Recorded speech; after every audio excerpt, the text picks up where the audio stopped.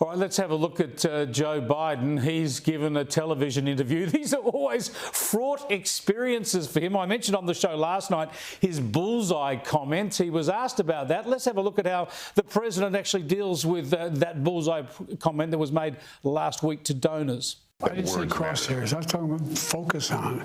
Look, the truth of the matter was, what I guess I was talking about at the time was, there was very little focus on Trump's agenda. Yeah, the term is bullseye. It was a mistake to use the word. I didn't say crosshairs. I meant bullseye. I meant focus on him. Focus on what he's doing.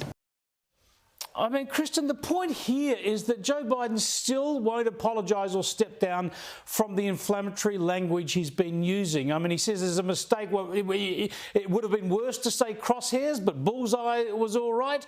He's still saying that Donald Trump is a threat to democracy, which is a pretty weird way to look at an election. He doesn't get to be president without winning in a democratic contest. What's he going to do from here, Joe Biden, to pull back from some of his rhetoric? Well, he is in a pretty bad situation right now, Chris, and I don't know what he's going to do because there's nothing he can do that will make any sense. He's been telling his supporters for years now that Trump is this big threat to democracy and essentially Hitler. And all of a sudden now he's saying, oh, political violence is never okay. I wish him a speedy recovery. But you know, this answer he gave, like so many others, they're just a mess of bumbling. And the selection by Donald Trump of J.D. Vance, who's young, as you mentioned, just makes Joe Biden look even more like a feeble, bumbling, elderly oaf. It makes it even worse for Biden's ticket. That is why I keep coming back to this idea of replacing Joe Biden, which I think will be intensified now. Some people are saying, oh, they're going to do away with that effort. I don't think so. The effort might not be in public as much anymore. They might not talk about it loudly, but I still suspect, as I know you have for a long time, that he will not be the eventual nominee. Yeah, it just seems it seems there's no other option. I know there are barriers. I know that this is not easy.